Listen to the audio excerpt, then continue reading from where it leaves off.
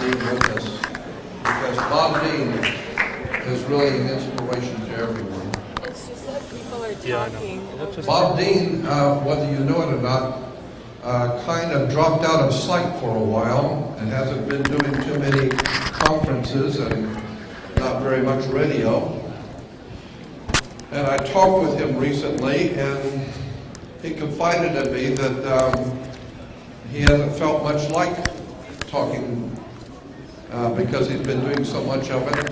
And I felt the same way because I have been kind of quiet myself since 9/11. I became very disenchanted with the country I live in since 9/11.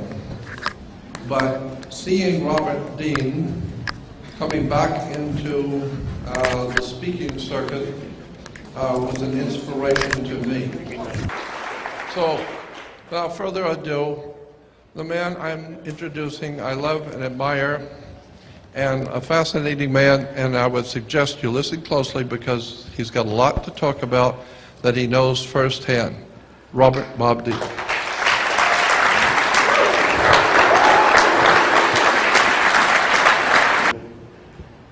I didn't realize that this scoundrel here, Bill Ryan, was going to come up with an overhead projector. So I had to rush up to my room and grab my transparencies. So I've got a few pictures to show to you that I think you might find interesting.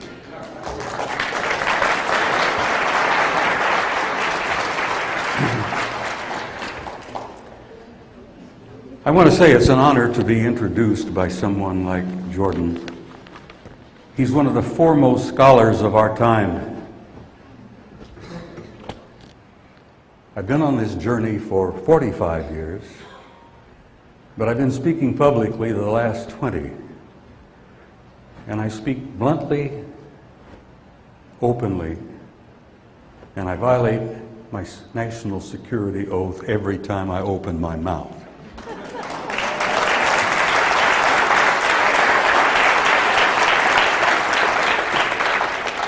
And I plan to violate my national security oath tonight.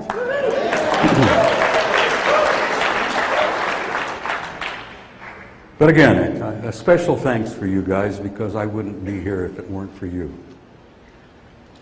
I'm so encouraged by the people I meet at these conferences, because not only are you open-minded, but you're enlightened and you're enthused, because I think you've learned, as I have, that this subject is, in my opinion, the greatest story in human history. Because it is the story of human history. We're not alone, guys, and we have never been alone. We are members of an infinite universe filled with infinite intelligent life. And we have had an intimate interrelationship with several advanced extraterrestrial intelligences now for, at least 10,000 years. And the evidence is pretty overwhelming that at least one, perhaps two of those different groups had a hand in engineering the human genome over 100,000 years ago. And that evidence is literally overwhelming.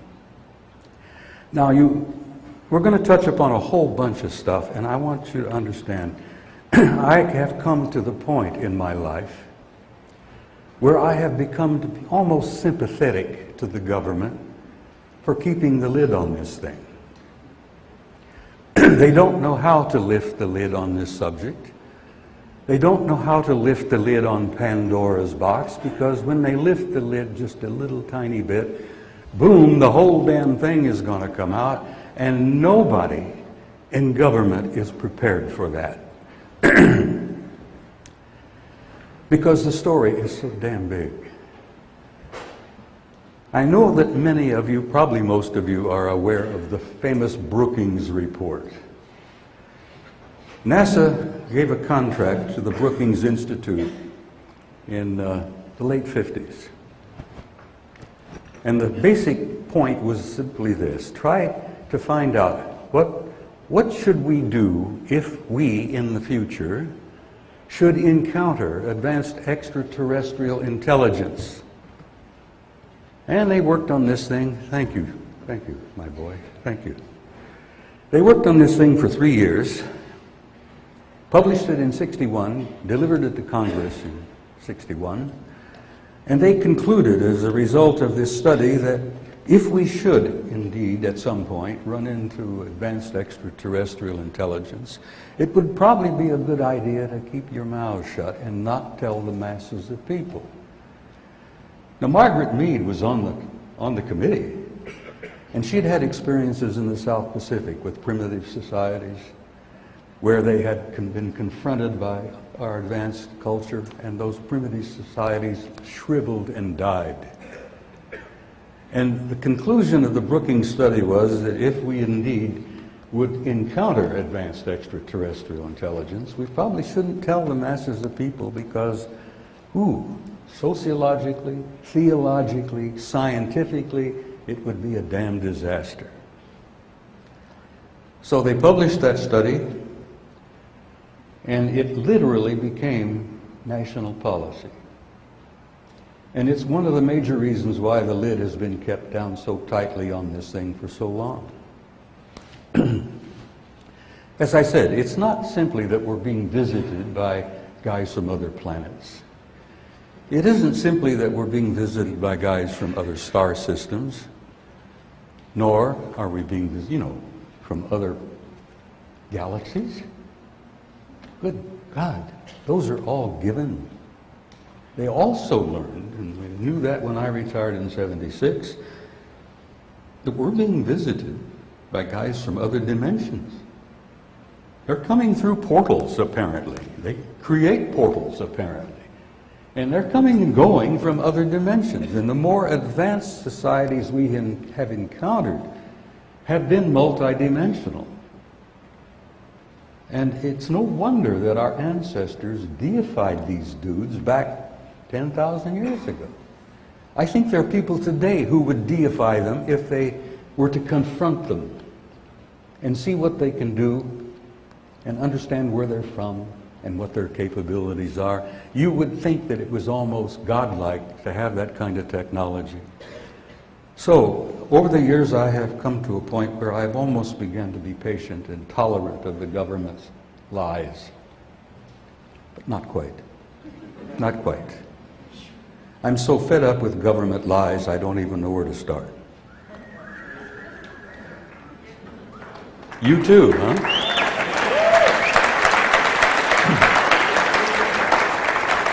A couple of people, last week I was over at the Bay Area conference, and a couple of people said, "What have we learned in the last year since you were here?"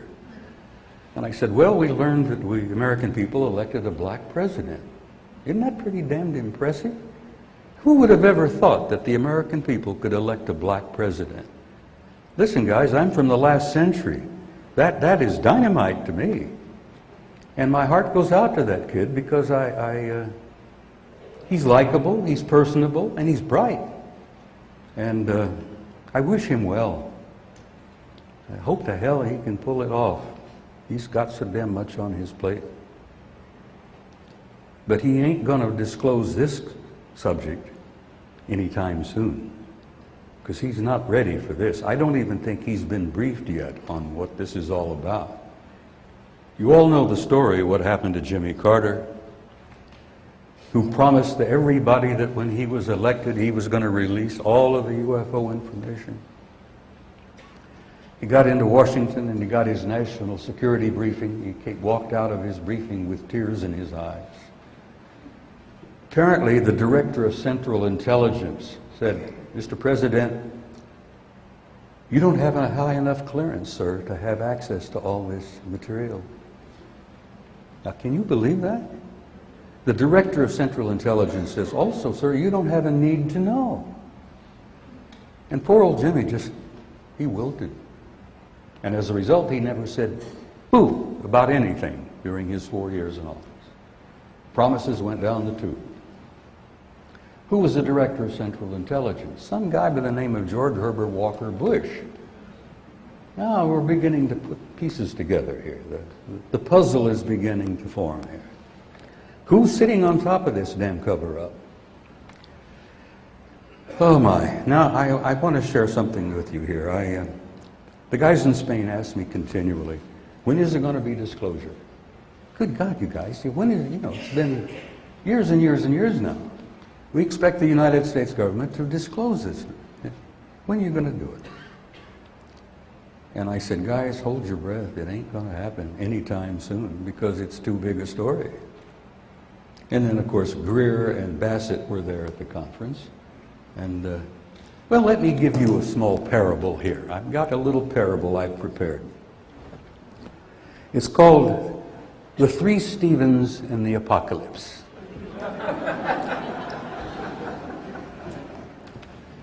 That sounds religious enough, doesn't it? Yeah. The Three Stephens in the Apocalypse. I want to now touch upon that word, apocalypse, because that's another word that ticks me off. I am so pissed off at the number of people who misuse that word. Most of my fundamentalist friends, and I have a few, one of the reasons I get so ticked off, you have to forgive me here, I'm getting old. I don't have the patience I used to have. The rumor has been going around that I've turned out to be a mean, rotten old fart. Cynical, grumpy. Well, that's not entirely true. I like to think, as Henry Higgins said, that I have the milk of human kindness by the quart in every vein. But I can't really pull it off. I guess I am getting kind of grumpy in my old age. Guys, I'm getting angry.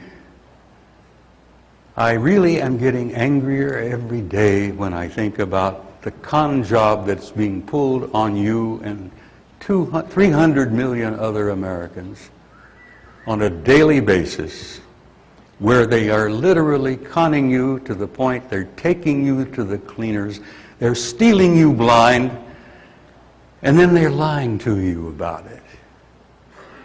And I have a list of, I call it my pissed off list. When you're old and you're sitting in retirement, you have to spend your time doing something. So I prepare this list. Top of the list are politicians. And I say repeatedly that you guys have the best Congress money can buy. That bunch of clowns in Washington who think of themselves, call themselves Congress, we should build special prisons for them. I'm serious. I think about half of them should be put up in front of a judge and sent off for 10 years. Because they're a bunch of damn thieves.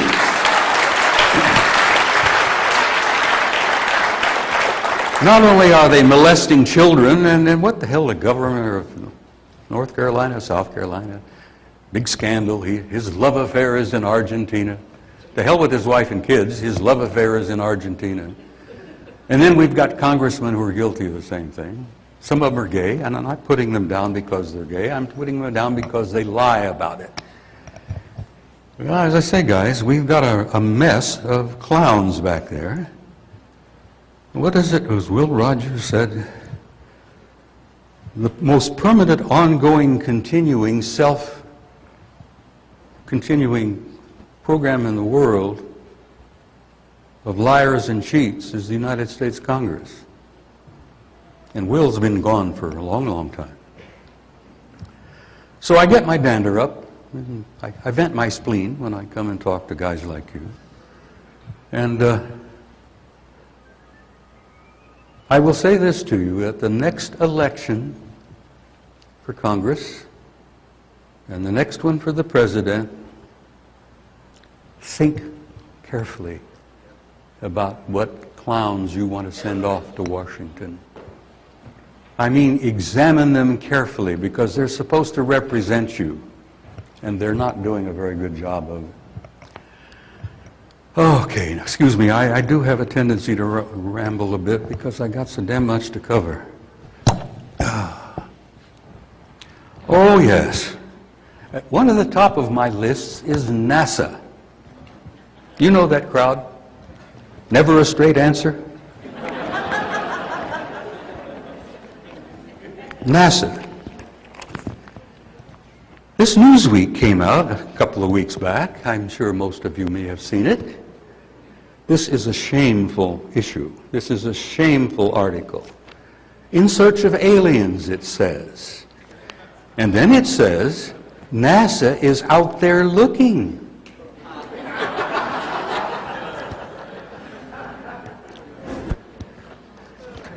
Now, while I was in Spain, the Spaniards asked me, just as I was going over there, we were celebrating 40 years of Apollo 11.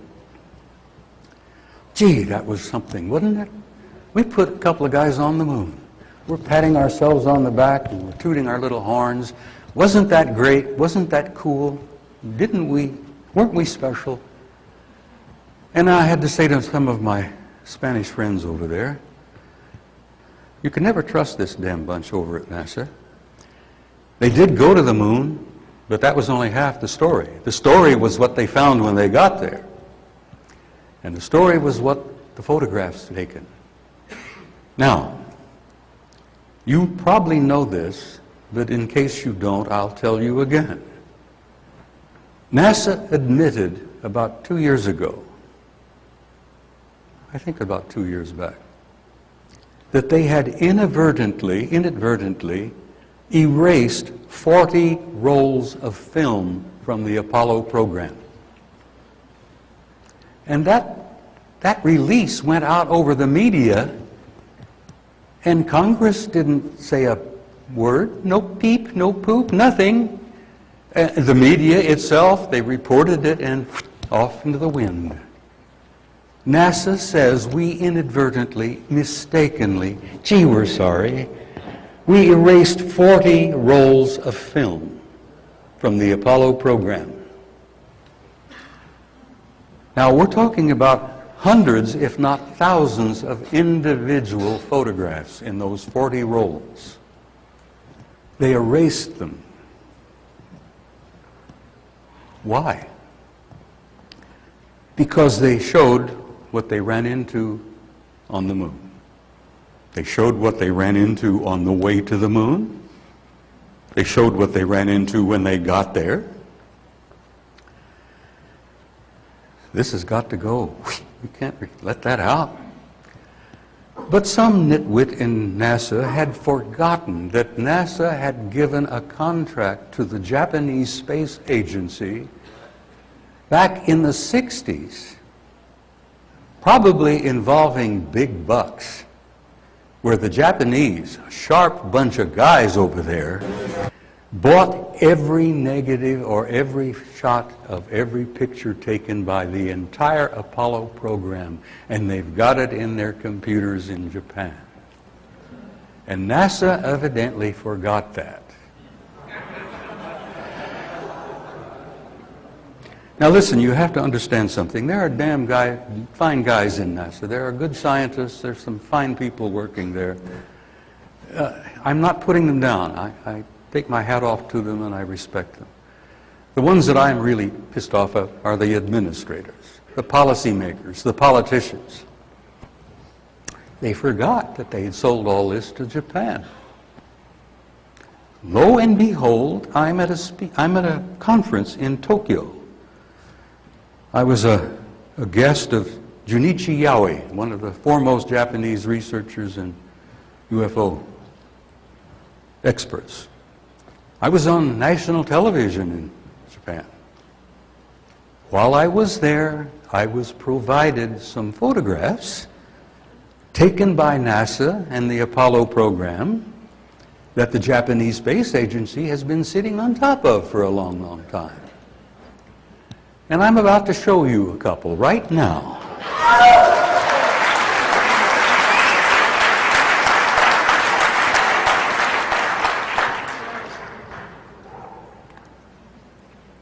Okay, this is -9. This is Apollo Systems A13, yeah, Apollo Systems 13. Now, bear with me till I get this thing up here. Okay. This photograph was taken by Apollo 13. Now, you may remember Apollo 13. It was the one that never made it to the moon. They had a tiny explosion on the way where an oxygen tank blew up, and they were barely able to get to the moon, go around, and barely able to get home. But they were not alone on that trip. And so while they were out in the way, going and coming, they were little windows, and they snapped pictures. This is one picture that was held by the Japanese Space Agency. You can see the Japanese writing here. Anyhow, didn't bring my pointer. This is the moon, upper left. These two objects here, B and C, are fairly large, circular discs of some kind. But over here, A, which is moving into the scene, here is the positive and here is the negative. I hope you can all see that. The guys in the Apollo 13 capsule. Thank you, honey. Thank you very much. God, you guys are something else. Oh, here we are. Okay, this is a circular disk with a dome. Here's the moon, another disk, but this dude is coming into the picture. And here we are. Here's the photo, and here's the negative down here. This object is 5 miles long. So you wonder why NASA is keeping its mouth shut. How can they talk about something like that? How can they release something like that to you? An object we encountered on the way to the moon that's 5 miles long. Now, just give some thought. Try to consider a technology, a culture, a civilization that can not only build something like that, put it in space, put it in orbit around the Earth, but staff it and man it with how many? I had the pleasure of being on a couple of aircraft carriers. My son is a career naval officer. Spent 14 years on aircraft carriers, Nimitz class, atomic-powered carriers. For those of you who don't know, they are impressive. They're 1,000 feet long. They have a crew complement of 5,000 men.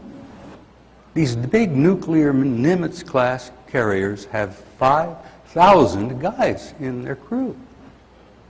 They're massive. They're gigantic. They're unbelievable. Now, we were joking one day about it, Eric and I, my son. What kind of a crew would this dude have with, 5 miles? What are they doing over there? What is their pastime? What is their function? What is their purpose? And having been on a Nimitz carrier a couple of times, they're very impressive. Soda fountains, snack bars and all the rest of it to make the guys comfortable, I've assumed that on board of an object out there 5 miles long, you have bowling alleys, restaurants, theaters, all kinds of entertainment. Because we've learned over the years that if you're an alien and you are involved in human beings, you need entertainment. So they probably have saunas aboard, and probably the most favorite pastime, I would think, is watching human television. Think for a moment, having watched it yourself, and all of the idiotic crap that goes on TV, and imagine what a bunch of guys from another star system are thinking. They're rolling in the aisles probably, laughing about these unbelievable monkeys down there, and they're watching our stories, Dancing with the Stars. And they are supposed to think of us as being intelligent and advanced and sophisticated. Oh my. Okay. This is the first shot. Here is the second one. This is negative 10. Okay. Now that big dude has moved over into the middle of the frame. And another object has showed up over here, was estimated at being 2 miles long. But this one, 5 miles. Here is the print and here is the negative. It's the same object, but it seems to have had moved somewhat. We're not getting a full side view like we did in the other picture. We're getting a little elongated. And there are a couple of circular disc-like objects here. Apparently, it's like a carrier. It puts its aircraft out and brings them back. And it's probably a carrier for discs, alien discs that we find in our skies all the time. But again, when you start considering the magnitude of the size and the implications of what it means, then you can almost sympathize with the authorities about, we can't tell those people these things. No, they're not ready for it. No, hell, they weren't ready for it. They're the ones that were scared to death. You guys can probably handle it, but they can't.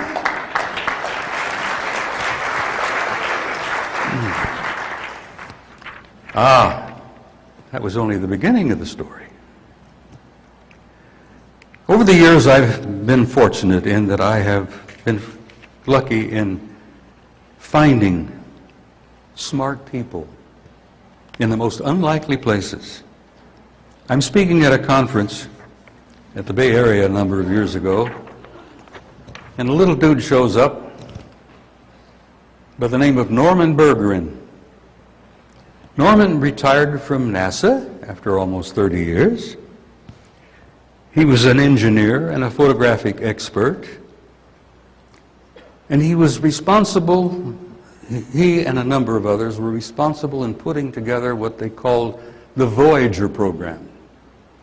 Because in the late 70s, astronomers and guys in NASA had discovered some anomalous things happening in the rings of Saturn. I love that word, anomalous. Things were happening, they didn't know what the hell they were. They didn't know how to explain it. So what they did, they put together a multi-million-dollar program called Voyager. And they sent Voyager to the rings of Saturn in 1980. And when Voyager 1 got in the rings of Saturn, it began taking pictures, and the pictures were sent back to NASA, and they were astounded. Literally astounded. They got stuff they didn't expect. Now, before I go into detail about these photos, I will tell you that Norman Bergeron, little dude about 5 feet tall, you know, pink cheeks, little bow tie, brilliant as hell. Last year when I saw him at the Bay Area, he was 87. I have been unable to reach him. I've tried through the phones, my wife tried with the computer. Can't reach Norman. I don't know whether he's passed over, gone home, or what happened. All I know is that last year in the Bay Area, I introduced him, and they mobbed him, and the little dude had a box of books. And after I introduced him, he got mobbed, and he sold every book he had at $50 a pop. But Norman was what I say. There are some good folks in NASA. Honest men who would like to tell you everything they've learned and everything they know. So anyhow, Norman, after frustration and time passed, 1986, Norman decided to blow the whistle and publish the photographs that Voyager 1 took in the rings of Saturn. He couldn't get his book published in the United States. I wonder why. U.S. publishers wouldn't touch him, wouldn't even talk to him. The little dude had to go to Scotland, Aberdeen, Scotland, to get his book published. And that's the cover of his book. And it may be available, you maybe can find a copy if you try, here, there, or wherever. I hate to tell you what they might cost now, because they're real collector's items. But I was delighted that I was able to discover him and present him to the conference in the Bay Area last year. The response from the audience was overwhelming. His little face lit up, and he gave me a big hug, tears in his eyes. But he published his book in Aberdeen, Scotland, and it is a dynamite book. Now, on the cover, this you see here on the right is part of the B ring of Saturn. You know, there are A, B, C, a whole bunch of rings. Gigantic. Saturn's a giant planet, and these rings are incredible. This thing here, self-luminous, obviously artificial construction, obviously under intelligent control, because it moves around in the rings of Saturn, and they don't know what the hell it is, but it's larger than our moon. An intelligent, constructed, artificial object, larger than our moon, moving around throughout the rings of Saturn, wherever it will go, and we get a picture of it and we don't know what to say. We don't know what to do. We don't know how to respond. Bigger than our moon. Ah, that's only part of the story.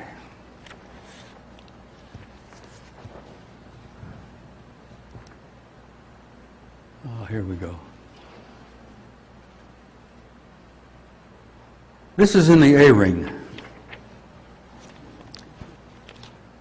And the statistics on this will blow your mind.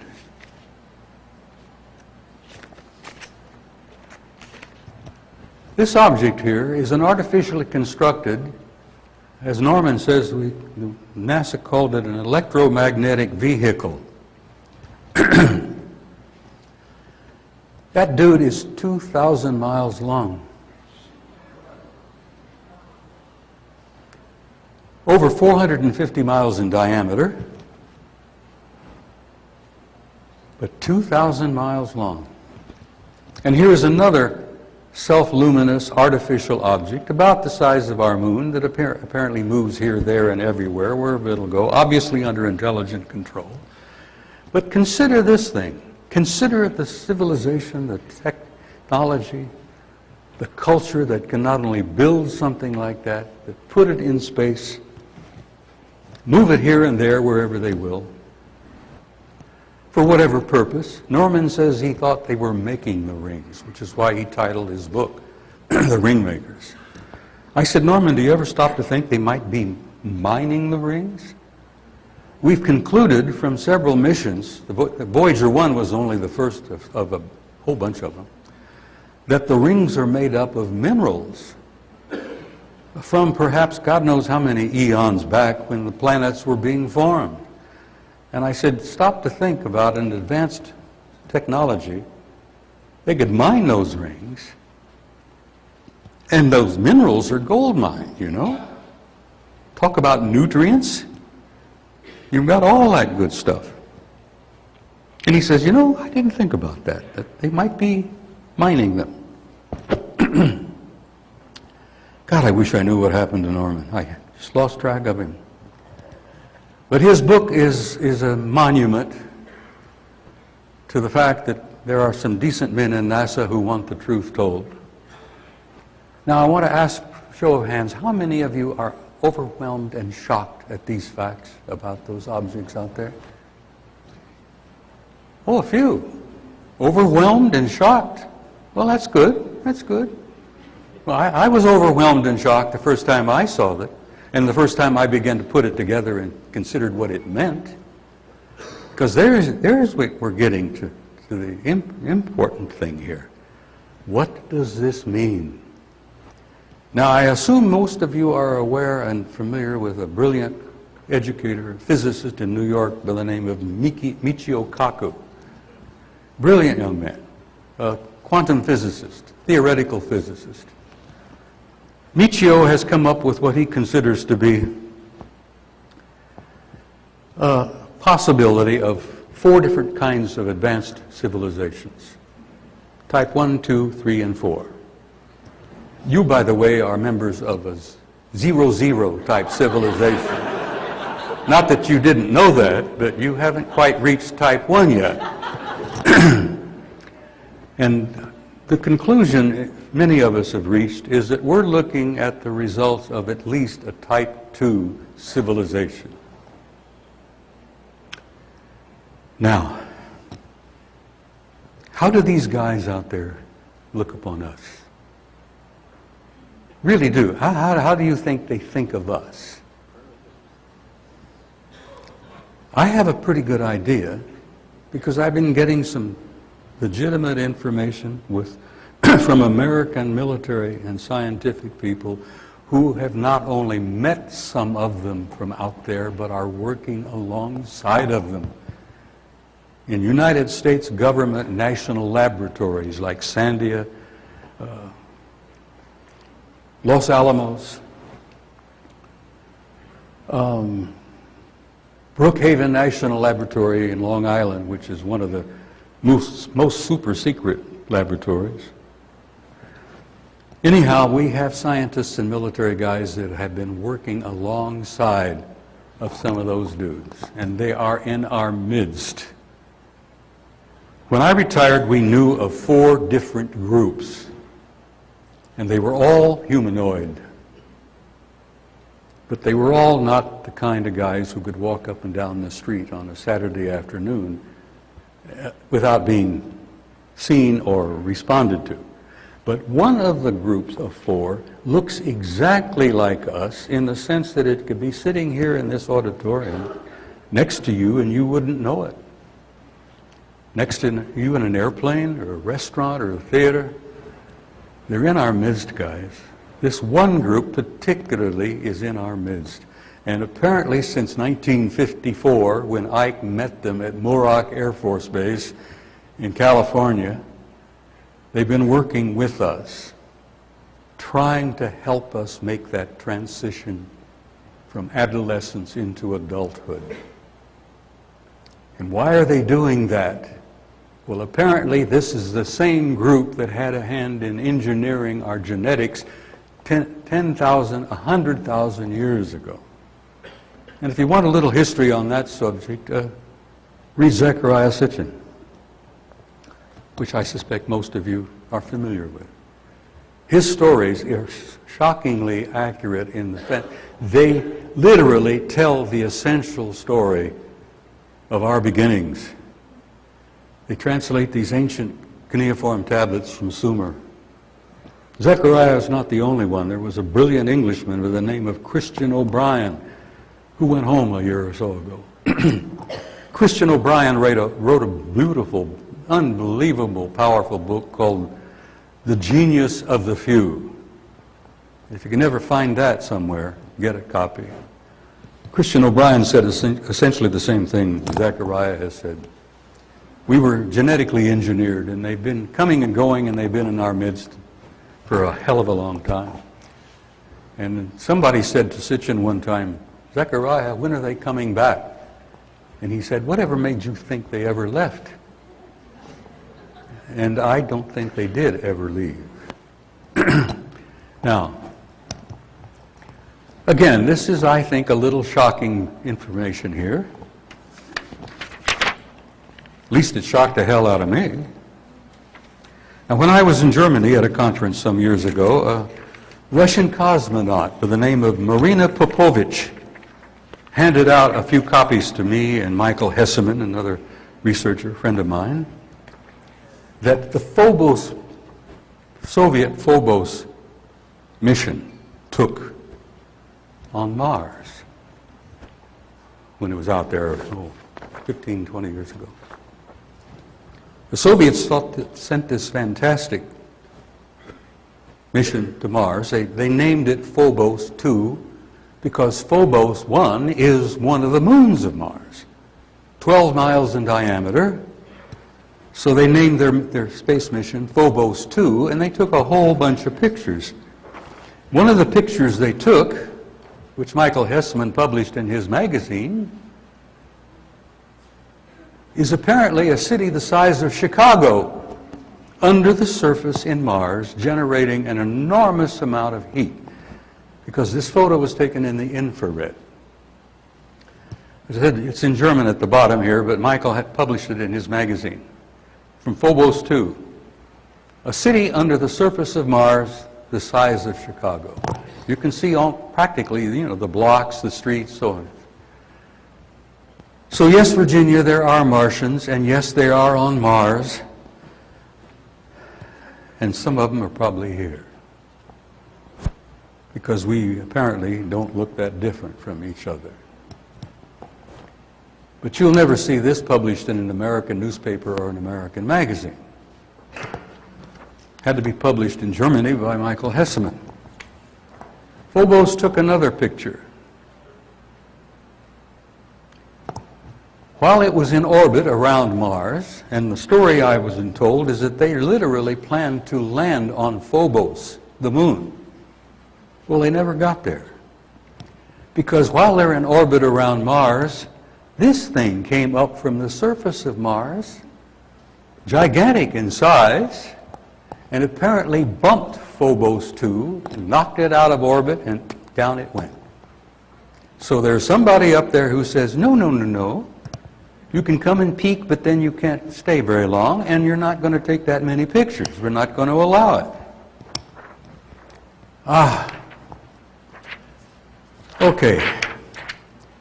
I think that does my photographs for you this afternoon.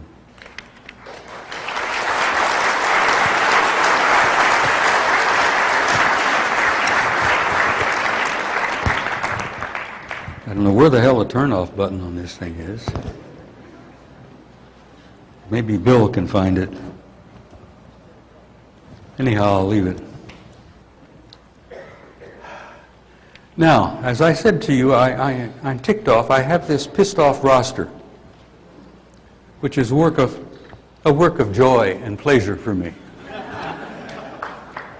As I said, politicians at the top, particularly the United States Congress, they're a bunch of clowns. They literally run a circus back there. Theologians are right next, below. Forgive me, I'm not anti-religious. I simply don't like religion because it tends to divide people. It separates people.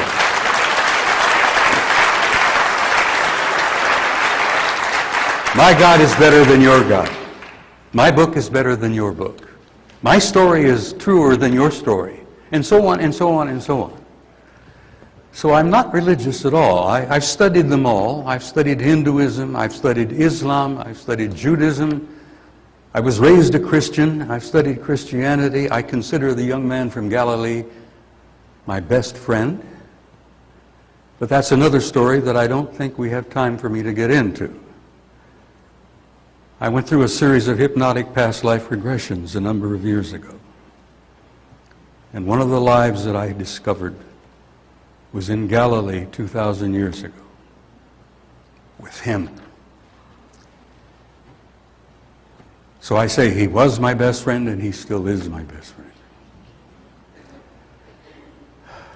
Anyhow, I'm not anti-religious. I respect the people who are sincere and honest about it. But it does tend to separate people. It divides people. And I try to promote the concept of a spiritual approach to life.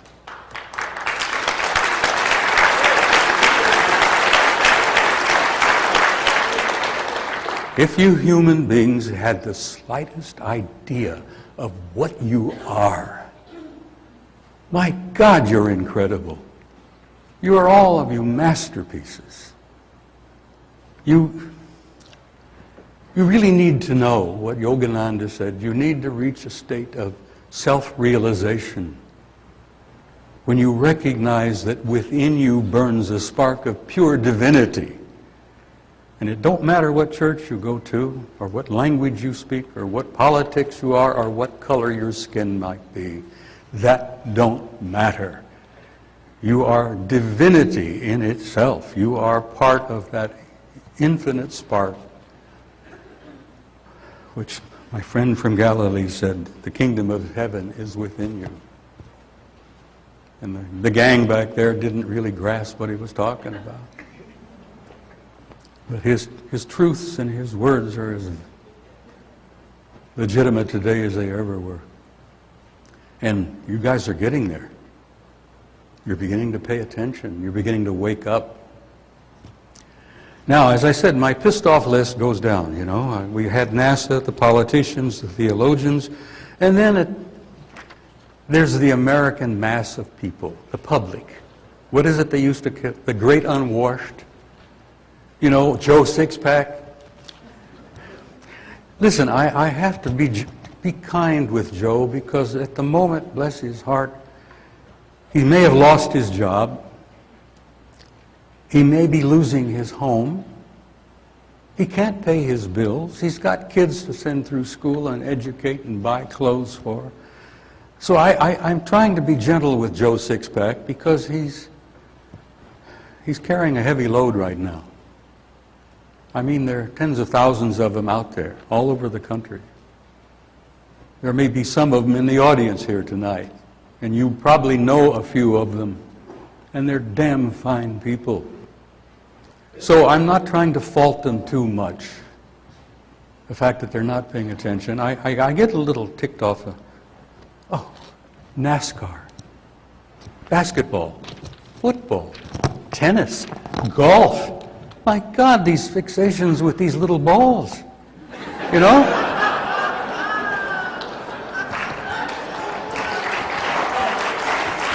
Freud would have a ball with that, you know? No pun intended. Old Sigmund would have a real fine time working that out. Okay. Forgive me for wandering. It's important that I get some of this stuff. One of the things that I fault the average guy out there is for his attention span. He seems to be suffering, the masses of them seem to be suffering what they call attention deficit disorder. Now, it's a problem that the kids in school have. They can't seem to focus on anything more than 2 or 3 minutes, and then they're off somewhere else, And I blame television for that, as well as their parents for allowing them to do that. How many of them sit down and read a book these days? Anyhow, their attention span is very, very limited. And the public at large has a limited attention span. For example, let me get back here, go back a few years. Werner von Braun said in 1959, now get the year, 59, 5 years after 54. Now, what the hell happened in 54? Well, something unusual happened at Muroc Air Force Base in California in 54, where an aging president had an encounter that literally damn near killed him. Because right after this event in 54 at Muroc, the poor old dude had a heart attack. He was not able to deal with this thing. Anyhow, in 1959, a famous Nazi by the name of Werner von Braun, who literally built our Saturn V program from the ground up, had this to say, and this appeared in several U.S. newspapers. I kid you not, this was published in newspapers. Werner said in 59, "We find ourselves faced by powers which are far stronger than we had hitherto assumed, and whose base is at present unknown to us. I cannot say more at present. We are now engaged in entering into closer contact with those powers." Now, wouldn't you have thought that Werner would have been mobbed? Explain this? What the hell are you talking about? Who are these powers that you're referring to? I mean, you're one of our top scientists. You're building the Apollo program for us. This is in 59. No major response. Like, it just went over. 1980. Another German professor by the name of Hermann Oberth said this, and this was quoted and published in several American newspapers. "We cannot take the credit for our record advancement in certain scientific fields alone. We have been helped by the peoples of other worlds." Now, did this cause a ripple? Did people say, "What the hell are you talking about, Professor? People of other worlds? What?" Yeah. It cries out for answers, and there weren't any, and nobody made a deal out of it. And then here we have something in 1987. A prominent American senator from Hawaii, Daniel K. Inouye, United States Senator from Hawaii. He said this in a committee, and it's in the congressional record. There exists a shadowy government with its own Air Force, its own Navy, and its own fundraising mechanism, and the ability to pursue its own ideas of the national interest, free from all checks and balances and free from the law itself. And this is in the congressional record. And did that cause a response? Did people mob the senator and say, "Senator, what the hell are you talking about? This is dynamite"? Attention deficit disorder. Allen Hynek said before he died, a series of events occurred in New York along the Hudson River some years ago, called the Hudson River events, where gigantic triangular and boomerang-shaped objects a mile and a half along across hovered over the Hudson River, moved slowly up and down the Taconic Freeway there, hundreds of people going up and down, guys pulling off the road, looking up and seeing this damn thing. It was gigantic. It hovered over the Indian Point nuclear reactor for an hour. All the alarms went off. All of the security people responded to this thing, and it took place. And not one word from the authorities about this, except some stupid-ass idea. A bunch of guys were flying little planes around at night in formation. The FAA, to its eternal shame, said things like that. Oh, these guys were flying around in their little airplanes, you know, in formation at night. Never mentioning that this was a total violation of FAA regulations, as if those little guys in little airplanes could match something that's a mile and a half across, a boomerang, a triangle. Attention deficit disorder. It goes on and on and on. Where am I here? As I say, I tend to wander, forgive me. Okay, I've given you your little parable. I talked about David Froning. I talked about Ben Rich. I quoted Inoue, von Braun, Oberth, the shadow government. Oh, I want to touch upon one little other thing here. There's an amusing situation that has taken place. I find it amusing and I find it tragic. There's a young Brit by the name of Gary McKinnon. Many of you, I'm familiar with this story. Gary, it seems, is a computer nerd. He's a real genius. He's a hacker. Well, Gary happened to be able to hack into the Defense Department computers here about a year ago, a little over a year now. He hacked into NASA's computers a little over a year ago. And he come up with some stuff that was dynamite. And so what happened is that we found out about it and we got a hold of the Brits and we said, we want that man and we're going to put him on trial and we're going to stick his ass in jail for 70 years. And so help me God, the British agreed to extradite young Gary McKinnon to the United States for trial and sentencing.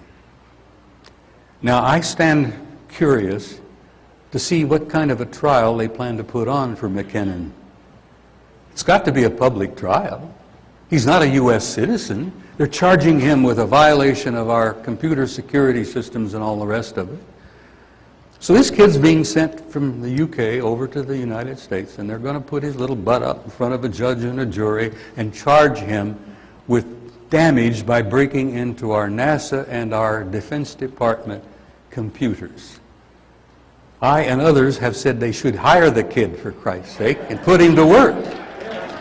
If he can crack, hack into those computers, he must know what the hell he's doing. But let me just touch lightly upon what did Gary McKinnon come up with? What did he download when he hacked into those computers? He apparently downloaded some stuff packaged up the material and turned it over to a British researcher by the name of Timothy Good. Now, Tim, for many of you who know of him or know of him, he's probably one of the top researchers on the planet. He's a brilliant young man. I say young, he's about the age of my son, about 57, maybe close to 60. I'm sorry? Anyhow, Timothy Good apparently was the recipient of some of this downloaded material from McKinnon. McKinnon says, I got some dynamite here. And he gave it to Timothy Good with the idea that maybe Timothy eventually could publish it. Now the question is are they going to try to extradite Timothy Good to the United States and put his butt in front of a jury and a judge? But we don't know. The Brits I met in Barcelona told me that the story is pretty definite, pretty true. But what is McKinnon download? Let me just touch upon a couple of things. Orders, military orders, transferring a commander from one vessel to another vessel. Now the vessels were named USSS Curtis LeMay. And the other vessel that this guy transferred to, this commander, was the USSS Roscoe Hillenkotter. Now, Curtis LeMay, most of you are well aware, dead now, one of our top 4-star Air Force generals who bombed Japan back to the Stone Age, practically, because of Strategic Air Command. There is a vessel named the USSS Curtis LeMay, and a commander transferred from that to the USSS Roscoe Hillenkotter. Now, Roscoe Hillenkotter is dead now, but he was a 4-star Navy admiral who was the first director of Central Intelligence. Now, the guys, the researchers, have gone to the records, and there ain't no listing of vessels with those names in the entire U.S. Navy manifest. So the question arises, my God, where is LeMay, the Curtis LeMay? Where is the Hillenkotter? And the inference we're getting is that apparently they're in orbit somewhere out there. And now we're talking about one of the biggest secrets of all time, where your missing trillions have probably been going. There is a separate space program, which you guys are paying for. And they're not telling you anything about it. And as a result, NASA is a bit of a joke. We have a special space program, and it is apparently known as the United States Aerospace Command. And it is a joint service agency. That means it includes Navy, Army, Air Force, Marine Corps, and it also includes the British Aerospace Command. They launch satellites from several different positions on the planet. They maintain, apparently, an entire fleet of vessels in orbit. And they have anti-gravity and zero-point energy, which you guys have a right to and you ain't going to see for another 10 years. Now that's where your missing trillions are gone. You know the story. 98, 99, and 2000, 1.7 a year for 3 years disappeared off the books. That bunch of clowns in Congress, you think there was an uproar? You think there was a demand for answers? Where did that money go? Forget it. Now, the day before 9/11, the Secretary of Defense says, we're missing $3 trillion. We can't account for it. It's off the books somehow. We're working on it. Maybe an accounting error. You know how they are. Double speak. George Orwell would be happy with this crowd. Missing $3 trillion after the already missing of 1.7 a year for 3 years? There's where the funding is coming from your aerospace command that Daniel Inouye is talking about. A separate shadow government that you have no idea exists. And those guys have got the technology that Ben Rich says is 100 years beyond establishment knowledge. And really, if you talk about being pissed off, that kind of information drives me up the wall. And I say to you guys, and I hope you're as pissed off about it as I am, we've damn well got to get some answers from these idiots back there, or our country is gone forever. And I don't want to see that happen. When I went into the military, I signed an oath to die for that Constitution if I had to. And I believe in that Constitution. It was a work of genius. The best form of government that's ever been devised. And they're trashing it. And we're not standing up and defending it enough. We're not insisting that they account for being in office and drawing those big salaries. Okay, guys, I've covered a whole lot of stuff here. As I said, I tend to wander. I guess it's the name of the game. I'm coming to the end of my presentation here. As I said, I've been speaking out rather bluntly and loudly for a number of years on this subject. As I said, it's the biggest story in human history, because it is the story of human history. It's your story. It's who you are, how you got to be here, and where you're going. And I've told you that I'm outraged at the doomsayers. Oh, God, 2012, we're doomed, it's all over. They're asteroids, whatever. Pole shift, we're all doomed. That Mayan shaman in Germany years ago told me, he said, you white-skins, you do it every time. You screw it all up. He says, that's not what the hell the story is. He says, I'm an expert on my calendar. I'm an expert on the history of my people. And that's not the end of the damn world. It's the beginning of a new age. He says, we look forward to it with anticipation and excitement. The old world is coming to a close, and a new way of thinking is coming. And it's going to be so unlike anything that's ever existed before. He says, we are so excited about the future. 2012, that day will come and go. It'll be the end of our long count, but so what? What's important is there a new age coming. And you guys are all a part of it.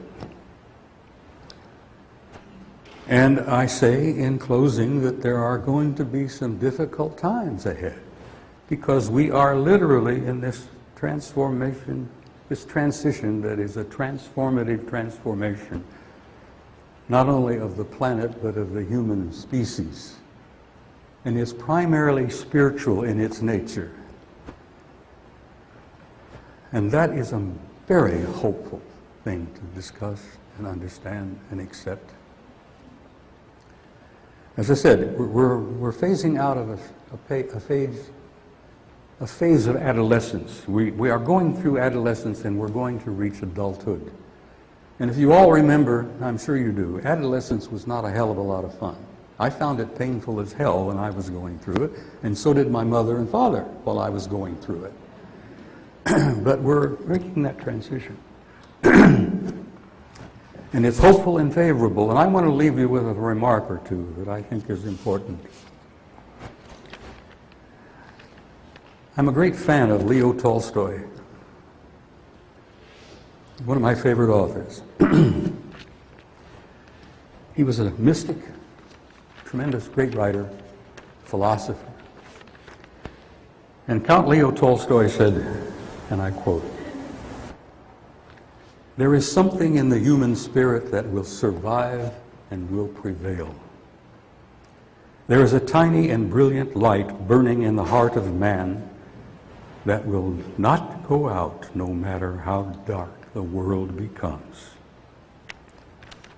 And I want to leave you tonight with that comment about that spark of divinity that burns brightly within each and every one of you. God bless you, and good night.